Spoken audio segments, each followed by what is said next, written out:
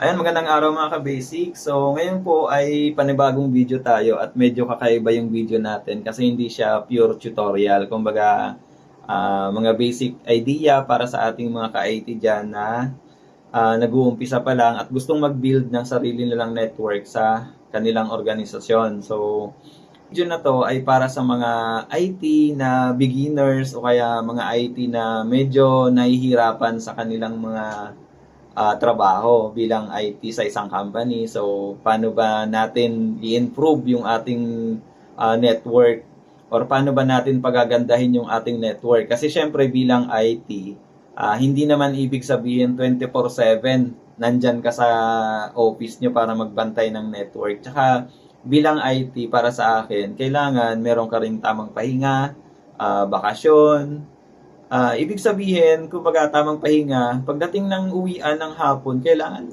pauwi ka na rin sa bahay nyo. Hindi yung nag-uwian na yung mga employee, naiiwan ka kasi nag-aayos ka. Or kaya, maya tinatawag ka ng mga employee kasi may sira yung network nyo, walang connection, walang internet. So, yung mga ganung bagay nagdi-December na, bakasyon na, tapos ikaw naiwan sa office kasi nag-aayos, 'di ba? Yung ganon bilang IT. So, mapamalaki man 'yan, maliit man yung company kung saan kayo nagtatrabaho, dapat reliable yung ating network. So, syempre kung ikaw naman yung IT na nagtatrabaho sa mga enterprise company, yung mga businesses na talagang malalaki na, siguro hindi para sa itong video na to kasi malamang ah kumbaga maraming IT na kumbaga 24/7 na diyan. I mean, yung network nyo ay puro outsource na. Marami nang gumagawa diyan. So, itong video na to ay para dun sa mga companies na isa o dalawa lang ang IT. So, syempre hindi naman pwedeng 24/7 kayo nakabantay sa network. So, gusto kong i-share yung ito na kung paano kayo gagawa ng reliable na network na kumbaga hindi magda-down, hindi kayo ida-down kumbaga. So tara, gusto kong ituro sa inyo at habang pinapakita ko yung ating network ay i-explain ko sa inyo kung ano nga ba yung mga function at ano nga ba yung ah, kumbaga reason kung bakit ganun yung configuration na dapat yung gawin bilang IT. So, sana ay mag-silver ring guide to sa inyo kung paano kayo magbigay ng proposal, kung ano yung mga bibilhin, di ba? So, gusto ko lang bago natin simulan yung ating tour sa ating server ay uh, nagsimula rin kasi kami sa syempre yung mga devices na nabibili lang dyan sa mga store, sa mga computer store. Tapos, siyempre, karamihan kasi sa mga companies, nagtitipid naman talaga yan. At karamihan kasi sa mga companies na, lalo yung mga nag-uumpisa pa lang, ay hindi nila masyadong priority yung mga IT side. Kasi syempre, yung kapag nag-build ka ng sariling network or sariling company, yung sino man nag-build ng company, ay kumbaga, ang alam nila, basta may network, basta may internet, minsan, yung, alam mo yun, yung Globe o kaya PLDT modem lang, tapos lalagyan ng hub, isasaksak na dun yung mga PC, mga printer, so akala nila okay na yon. Okay, akala nila may connection na, pwede na yon. So, kung medyo malaki yung capacity ng inyong users, medyo maraming users, talagang magda-down at magda-down yon. At siyempre kailangan may backup kayo at yun nga yung tipong makauwi ka ng fresh pa rin kumbaga at makakapagbakasyon ka. So, ito po bali gusto kong i-share sa inyo. Uh, so, una meron tayong racks para sa ating telephone system. So, ito naman yung ating PIBX. So, syempre, kung company, kailangan may trunk line kayo sa loob. Ayan, so, umpisaan po natin dito sa ating network. So, ang marirecommend ko sa inyo na brand, actually, after ng mga research na ginawa ko, tsaka itong brand na to, i-tested ko na to kasi ginagamit ko to sa business ko. Talagang kahit walang aircon, goods na goods siya. Ang brand niya ay Ubiquiti. Ayan. So, itong isang brand na to ang marirecommend ko sa inyo na pwede nyong bilhin na talagang trusted na matibay. So, ito, ang configuration nito, ito yung pinaka-gateway, ito yung pinaka-firewall, ito yung pinaka-router natin. Tapos, ang internet nyo syempre, kailangan at least dalawa. Ayan. So, mag-down man yung isang internet, meron pa rin kayong backup. At syempre, Globe, PLDT, dito sa Philippines, di ba?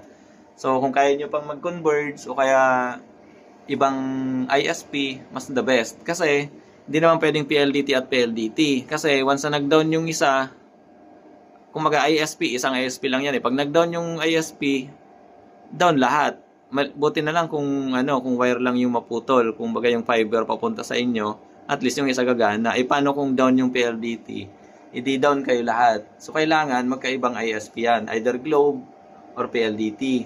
Tapos kailangan meron kayong core switch. So itong core switch na to, ito yung dapat na pinakamataas sa lahat ng switch nyo. At kailangan syempre naka-VLAN. Ayan, naka-VLAN dapat yan. So, yung core switch nyo naman, ang configuration niya, ayan, ito, papunta yan sa mga servers. Tapos, kung nakikita nyo to, mayroon akong nilagay na ibang color. So, itong dalawa na to, papunta dito sa pangalawang switch. So, yung switch na yan, aggregated yan. So, kung 1,000 Mbps ang isa, nagiging 2,000 Mbps. Kasi naka-aggregate yon dalawa. Kung maga dalawang wire papunta dun sa switch, sa pangalawang switch. So ito naman, dalawang wire papuntang third floor, dalawang wire papuntang fourth floor. So ngayon, gabi na naka-off na yung fourth floor. So, ganun yung dapat na configuration nyo. Masira man yung isang wire, may backup pa rin na isang wire. Ngayon, kung gumagana yung dalawa, at least naka-aggregate siya. So, mas malakas, mas mabilis yung connection. Tapos, yung mga servers, dito yung nakakonect. Ang pinakamataas na specs dapat na switch nyo, yung pinaka-main, yung pinaka-core switch. Tapos, yung pangalawang switch, okay lang kahit medyo mababa na yung specs niya. Pero, syempre, dapat 1 Gbps pataas yan. Kasi, kumbaga, yun na yung standard na switch na kailangan natin kasi lahat ng PC ngayon naka 1 Gbps na. Tapos siyempre hindi naman pwedeng 100 lang, kumbaga 100 Mbps lang kasi may mga application minsan na kailangan mabilis. Tapos ito naman, ito backup lang to, ibang brand kasi kaya hindi ko na ginamit, pero working yan. In case na may mag-down, pwede mo siyang hugutin. Ito naman yung aming Windows server. So kailangan sa isang rack ang server mo, hindi yung normal PC lang kailangan bibili ka ng ganitong server. Ito naman naka-virtual machine at ito yung backup niya. So lahat ng file nandito. Mag-down yung isa, andyan pa rin. Pwede mong gamitin to. Naka-virtual machine siya in a sense na mas madali siyang i-recover once na nag-down o kaya nasira yung main server mo. So naka-virtual machine lang lahat 'yan. Walang tumatakbo na nasa OS mismo niya. Kumbaga virtual machine. So ito at least 4 na virtual machine ang gumagana diyan kasi iba-ibang application, iba-ibang purpose, kumbaga. Tapos file server naman ito. Lahat ng data pwedeng nandito nanggagaling. So, pwede mong gawing storage to ng server nyo. Pero depende na lang sa inyo yon. Ito naman, yung pinaka-file sharing nandito. Kasi, marirecommend ko sa inyo NAS ang gamitin nyo kung sa file sharing. Kasi, mas reliable siya. At saka, ang kagandahan, compared gagamit ka ng server, dito hindi mo na kailangan ng CAL, yung Client Access License. Kasi yung sa Microsoft kasi, maliban na lang kung magaling kayo, pwedeng gamitin yung Linux na server. Pero sa akin, mas the best pa rin tong Windows kasi mas madali siyang i-configure. Tapos, ito yung file server, ito yung active, ito yung passive. Ibig sabihin, once na nag-down to, ito yung sasalo. Ito yung magta-turn on. Hindi siya totally magta-turn on. Kumbaga, kapag nag-down to, automatic, wala na siya sa network. Ito naman yung sasalo ng load. Kumbaga, kumbaga, hindi mararamdaman ng users na nawalan o nasira yung isang server. So, marirecommend ko naman sa inyo, Synology. Ayan. Sa network, syempre Ubiquiti. Ayan, mas madaling i-configure at kahit nasaan kayo, pwede nyo i-configure yan. Tapos, another server ito. Synology pa rin. Kumbaga, medyo low specs na lang at maraming drive pa rin. Pero ang purpose naman nito ay backup lang. So, lahat ng data na nandiyan, ay pumapasok dito sa backup. Real time yan. So, depende na sa configuration nyo. Pwedeng per oras, per day, ganon. Tapos, ang hindi dapat mawala. So, ito, wag nyo napansinin kasi ano lang yan, design na lang yan yung old server. So, ang di dapat mawala ay UPS. At hanggat maaari, mag-backup kayo ng UPS. So, ito naka-turn off lang. Pero hindi pwedeng naka-turn off lagi kasi may sira din yan. Kailangan medyo high-end na UPS, at least 3,000 o kaya 5,000 capacity.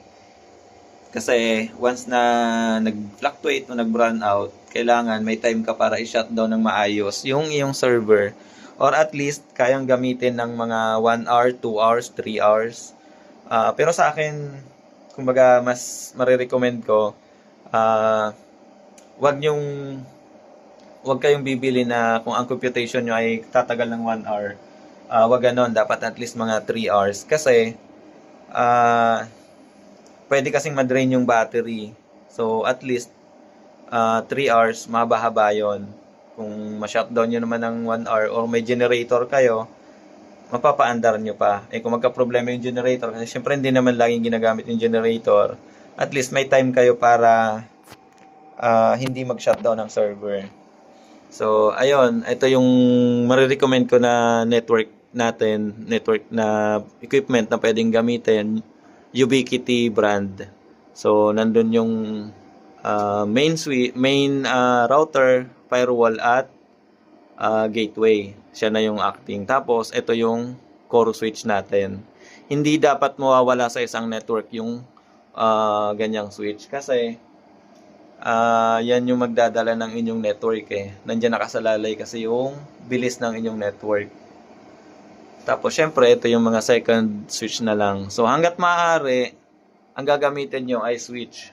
Hindi basta hub lang. So, kung may mga dugtong lang kayo na biglang dumami yung employee sa ganitong floor o kaya sa room, pwede naman marirecommend ko naman yung hub. Pero mas the best, switch pa rin. Tapos,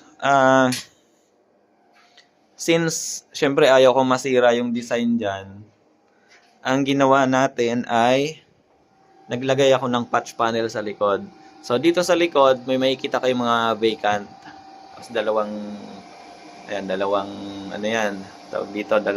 ISP, Globe at PLDT. Tapos, ito yung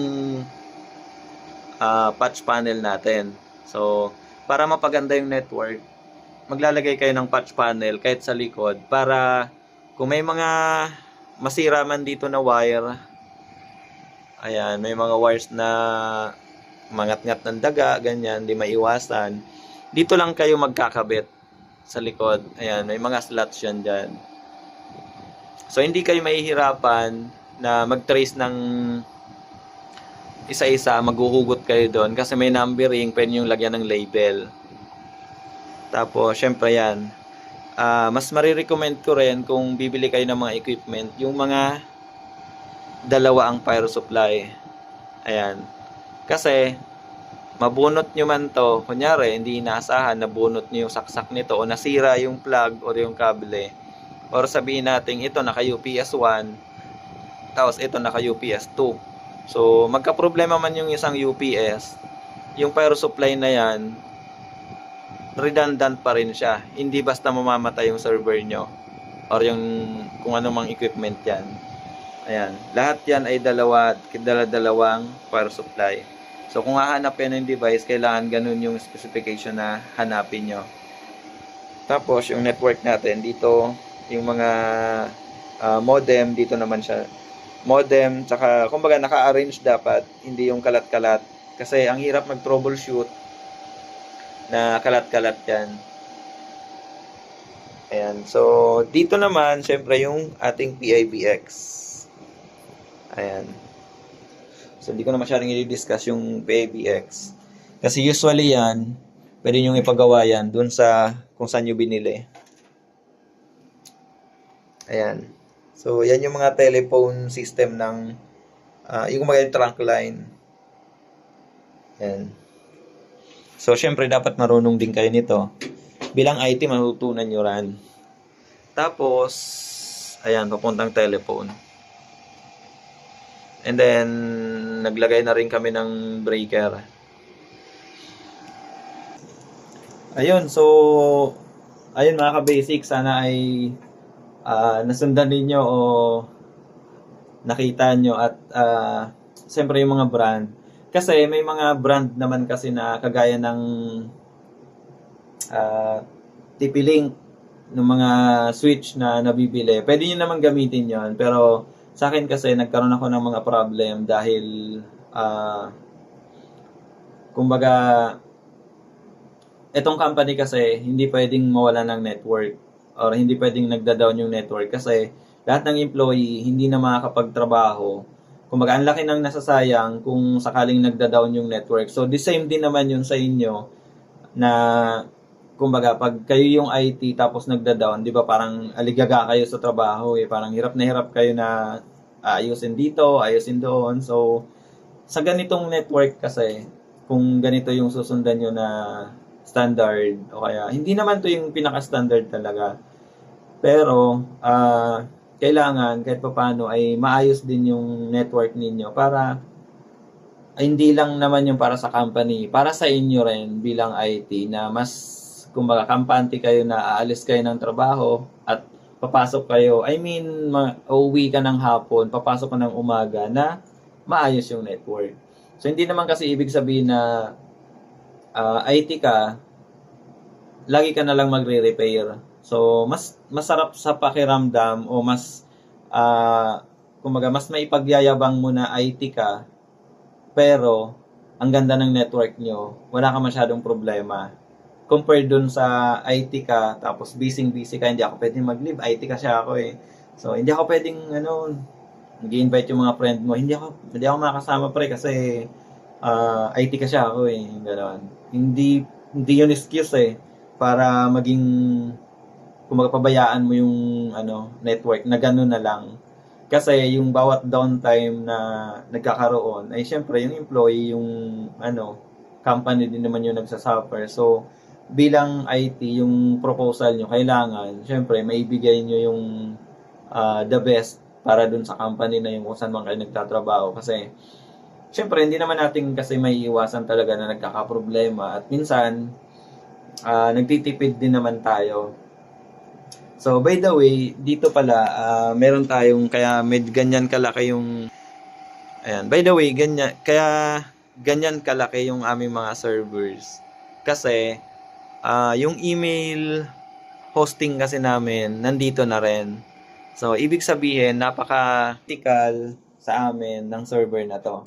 So, hindi pwedeng mag-down kahit holiday, kahit ano pang yan. So, pag, kunyari, magme-maintenance kami, kailangan i-inform mo muna yung mga users kasi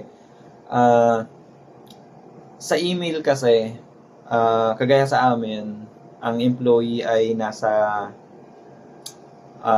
around 100 to 200. Tapos may mga branches pa ng iba-ibang may branches sa Bicol, Cebu, ganyan. Tapos sa Davao, sa iba-ibang lugar. So sila lahat connected dito. So kahit na kumbaga gabi o anumang oras, yung mga employee, lalo na yung mga salesperson, kailangan nakatutok sa email yan. So kapag nag-hosting ka kasi ng email sa labas, umaabot ng almost million. So, simple computation sa Google Workspace. For example, 90 users, tapos nasa $12 per month per users. So, ang computation doon, parang aabot ka ng nasa 700 to 800,000 sa 90 users per year. So, ganun kalaki yung gagastusin ng company nyo kung mag-hosting kayo. Pero syempre, ang sarap ng buhay ng IT noon, walang problema yon. Yun nga lang, ang laki ng gagastusin. So, paano kung marami pa kayong application na tumatakbo? So, yung server nyo, kung kayo gumagawa, mas malaking matitipid kasi, for example, yung server nyo, binili nyo lang sa halagang 400,000 o kaya 500,000. Tapos, nagamit nyo siya ng 5 to 7 years, yung server na yon. Kaya dapat yung magandang brand. So, kung nagamit nyo ng ganong katagal, gaano kalaki yung natipid ng company nyo dun sa servers na yon compared kung every year nag-hosting kayo, di ba? So, kung gusto nyo ng tutorial pagdating sa email, paano gumawa ng email server, paano mag-configure ng domain, paano mag-configure ng ganitong network, pwede kayong mag-comment, i-comment nyo lang kung nakita ko na medyo maraming gustong matuto, pwede kong gawa ng video po yon. At gusto kong syempre ma-share din sa inyo bilang IT. By the way, ako nga po pala ay almost 20 years ng IT. So, from the start, talagang tayo yung gumawa ng network. Nagsimula na rin ako sa yung maliit na network talaga na parang, sige, pwede na yan. Parang excited ako lagi na kaya na yan. Yung pala, dun ko na experience na hindi pala pwedeng basta bibili ka lang. Minsan pupunta lang ako dyan, alam mo yung PC Express. Bibili lang ako ng hub. Pwede na yan, gagana na. Okay na yung network. Pero hindi ko alam na kumaga yung mga siguro mga 15 years ago o kaya 10 years ago, parang bibili lang ako ng switch, i-request lang ako ng 3,000, 4,000, gano'n, bibili na ako ng switch, sasalpa ko dito. Tapos, mga ilang linggo pa lang may problema na. So, sa ganitong network, yung pinakita ko sa inyo kanina, talagang as in solid. Nakapagbakasyon ako ng 1 week, tapos pag may problem, i-remote ko lang. Kumaga hindi hardware problem. Magkaroon man ng konting aberya, minsan misconfiguration lang o kaya minsan kailangan lang i-reconfig. Yung mga ganun lang, kumaga basic troubleshooting na sa atin, pero kailangan ka pa rin as IT. Kasi baka yung iba natatakot mag build ng ganitong network kasi baka hindi na ako kailanganin ng office namin, baka matanggalin ako sa trabaho kasi ang ganda na ng network, hindi na nasisira. So hindi yun ganoon. So hindi naman porke kumbaga hindi naman porke ang ganda na ng network, aalisin ka na ng boss mo kasi hindi ka na namin kailangan. Ang ganda na ng network natin. So hindi ganoon. So at syempre, yung mga password lahat hindi mo pwedeng i-keep yan sa sarili mo. Bilang courtesy sa company, either maglagay ka ng isang lagayan mo na nandun lahat ng password, naka-vault, paibigay mo sa vault ng boss mo. Hindi pwedeng sa sarili. Kasi lahat ng equipment na yan, ikaw ang nag-configure, ikaw nagpakahirap, pero hindi yan sa'yo. So, yung oras na ginamit mo, yung perang ginastos yan, hindi sa'yo, sa company yon. At the same time, yung yung oras sa'yo, pero bayad ka ng company. And then, ang the best doon, yung experience, saka yung napag-aralan mo, di ba? So, hindi mo pwedeng ipagkait sa company na ako yung gumawa niyan, akin dapat ang password. So, hindi pwede po yun, ha? Huwag niyong gagawin yun. So, by the way, naidagdag ko lang yun kasi minsan may mga nakakakwentuhan ako na IT na gano'n, parang, ako naman yung nagpakahirap dyan, hindi naman pwedeng bibigay ko sa kanila.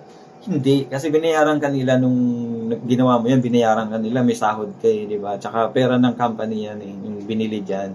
Ang ipagpapasalamat mo doon, yung natutunan mo habang ginagawa mo yun. Kasi hindi mo naman yan ma-experience, hindi mo yan matutunan kung walang magpa-finance dyan sa project mo na yan. So tayo bilang IT, huwag nyo nga hayaan na na lagi may problema yung inyong internet connection. So yung inyong network syempre. So ayun, mga ka-basic, sana ay nagustuhan niyo yung video na to at sana ay for sure naman may nahutunan kayo dito. Sana ay maraming makapanood ng video na to at sana ay nakatulong tayo lalo dun sa mga baguhan pa lang na IT. So, kung ikaw ay medyo advanced IT na, medyo malaki na yung kaalaman sa pagiging IT, siguro, wag ka nang aabot na tapusin tong video na to kasi baka hindi mo rin naman magustuhan. So, ang video na to ay para po doon sa mga nag-uumpisa pa lang, gustong matuto, gustong magkaroon ng payo kasi usually mga IT na iba nahihiya magtanong sa mga marurunong, magagaling na kasi syempre parang nadidegrade yung ibang IT kaya kulang, kumaga hindi nakakapagtanong ng diretso, kumbaga. Unlike sa lalo na yung syempre yung mga IT na dalawa lang kayo sa isang company, mas maganda nga yung dalawa yung iba isa lang. So, 'di ba, wala kang ka-sharing ng knowledge dun sa trabaho mo. So, ayun, sana ay nagustuhan nyo po, pa-like na lang at pa-subscribe. At kung may mga tanong po kayo, pwede po kayong mag-comment. Mag-leave lang kayo ng comment at tatry nating sasagutin yan. Or kung gusto niyo ng another video, another topic, pwede po nating gawan yan. So, maraming salamat sa ating channel. Sana ay supportahan po ninyo. Maraming salamat mga ka-basics.